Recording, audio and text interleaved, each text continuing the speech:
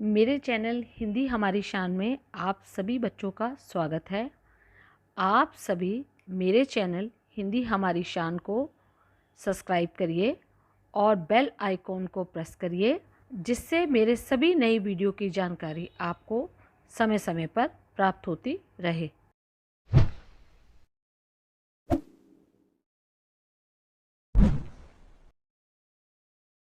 तो चलो बच्चों, आज हम कक्षा 9वीं का काव्यखंड का पाठ 1 रदास यानी रविदास जी के बारे में कुछ बातें जानेंगे।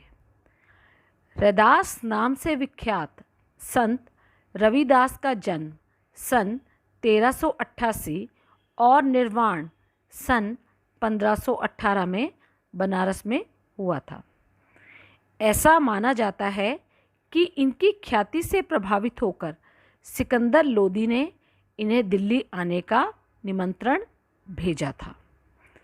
मध्ययुगीन साधकों में रदास का विशिष्ट स्थान है। रदास का मूर्ति पूजा, तीर्थ यात्रा जैसे दिखावों में जरा भी विश्वास नहीं था। वह व्यक्ति की आंतरिक भावनाओं और आपसी भाईचारे को ही सच्चा धर्म मानते थे। रदास की उपमा और रूपक अलंकार विशेष प्रिय रहे हैं। सीधे सादे पदों में संत कवि ने हृदय के भाव बड़ी ही सफाई से प्रकट किए हैं। रदास के 40 पद सिखों के पवित्र धर्म ग्रंथ गुरु ग्रंथ साहिब जी में भी सम्मिलित है। यहाँ रदास के 2 पद लिए गए हैं। पहला पद प्रभु जी तुम चंदन हम पानी में कवि अपने आराध्य को याद करते हुए उनसे अपनी तुलना करता है कि उनका प्रभु बाहर कहीं और किसी मंदिर या मस्जिद में नहीं विराजता, अपितु उनके अपने अंतस मन में ही सदा विद्यमान रहता है। दूसरे पद में भगवान की अपार उदारता, कृपा और उनके समदर्शी स्वभाव का वर्णन है।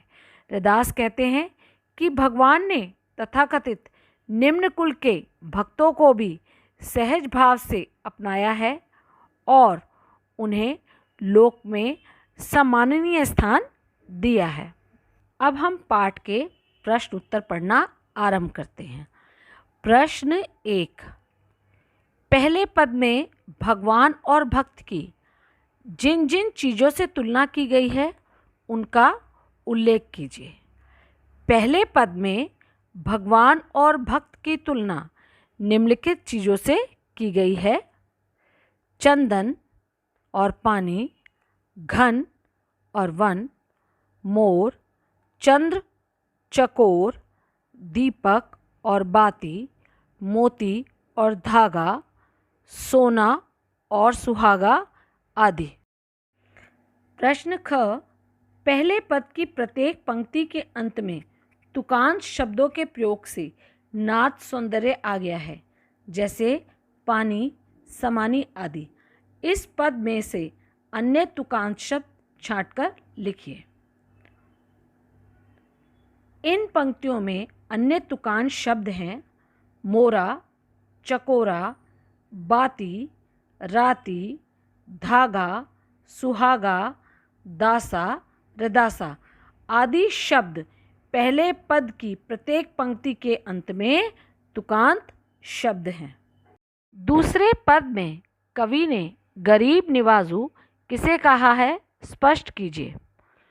दूसरे पद में गरीब निवाजू ईश्वर को कहा गया है, क्योंकि ईश्वर को निवाजू कहने का कारण यह है कि वह निम्न जाति के भक्तों को भी एक समान नज़र से देखते हैं तथा संभाव स्थान देते हैं। वह गरीबों का उद्धार करते हैं तथा उन्हें भी सम्मान दिलाते हैं। वे सबके कष्ट हरते हैं तथा भवसागर से भी पार उतारते हैं। प्रश्न ग, पहले पद में कुछ शब्द अर्थ की दृष्टि से परस्पर संबंध हैं। ऐसे शब्दों को छांटकर लिखिए। उत्तर: दीपक, बाती, मोती, धागा, स्वामी, दासा, चंद्र, चकोरा, चंदन, पानी शब्द अर्थ की दृष्टि से परस्पर संबंध हैं। प्रश्न ड, दूसरे पद की जाकी छोती जगत को लागे, तापर तू ही ढरे, इस पंक्ति का आशय स्पष्ट कीजिए। जाकी छोती जगत को लागे, इसका अर्थ है जिसकी छूत संसार के लोगों को लगती हो, अर्थात लोग जिसका स्पर्श या जिसे स्पर्श ना करना चाहते हों। और तापर तू ही ढरे, इसका अर्थ है कि उन पर सिर्फ तू ही दया दिखाता है। इस पंक्ति का अर्थ है जिन लोगों को समाज सम्मान की नज़र से नहीं देखता है और उनसे दूरी बनाए रखता है, परंतु ईश्वर बिना किसी भेदभाव के उन पर दया दिखाते हैं और उनकी मदद भी करते हैं। तो चलिए अब हम प्रश्न 2 का भाग क करना आरंभ करते हैं। नीचे लिखी पंक्तियों का भाव स्पष्ट कीजिए।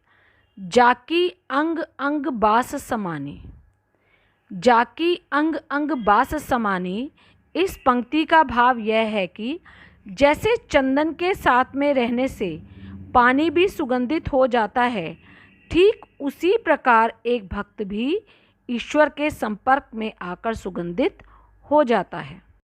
प्रश्न ख, जैसे चितवत चंद चकोरा, जैसे चितवत चंद चकोरा, इस पंक्ति का आशय यह है कि जैसे चकोर पक्षी हमेशा चंद्रमा को देखता और निहारता रहता है, उसी प्रकार भक्त भी सदा ईश्वर का प्रेम पाने के लिए तैयार रहता है।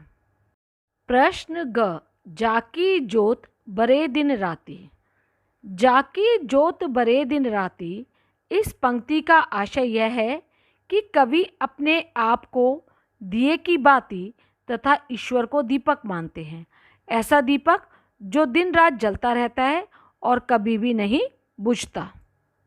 प्रश्न घ, ऐसी लाल तुझ बिन कौन करे, ऐसी लाल तुझ बिन कौन करे, इस पंक्ति का भाव यह है कि ईश्वर से बढ़कर इस संसार में सभी लोगों को एक बराबर सम्मान देने वाला कोई नहीं है। समाज के निम्न वर्ग को उचित सम्मान देने वाला कोई नहीं है, परंतु ईश्वर तो सबका है और वह किसी में भी भेदभाव नहीं करता तथा वह अछूतों को भी सम्मान से देखता है और उच्च पद पर आसीन करता है। प्रश्न ड़, नीचों ऊंच करे मेरा गोविंद, काहू ते ना डरे, नीचों ऊंच करे मेरा गोविंद, काहू ते ना डरे, इस पंक्ति का भाव यह है कि ईश्वर हर कार्य को करने में समर्थ है तथा ऐसा कोई कार्य नहीं जिसे ईश्वर संपन्न ना कर पाए। वे नीच को भी ऊंचा बना सकते हैं। उनकी कृपा से निम्न जाति में जन्म लेने वाले लोगों को भी ऊंची जाति में जन्म लेने वाले लोगों सा उचित सम्मान मिल सकता है। प्रश्न 3, रैदास के इन पदों का केंद्रीय भाव अपने शब्दों में लिखिए। रैदास ने पहले पद में विविध उदाहरणों द्वारा अपने निरंकार भक्ति प्रकट की है। वे अपने प्रभु के अनन्य भक्त हैं। उनका प्रभु घटघटवासी है। वे अपने भगवान में इस प्रकार मिल गए हैं कि उनको अलग करके देखा नहीं जा सकता।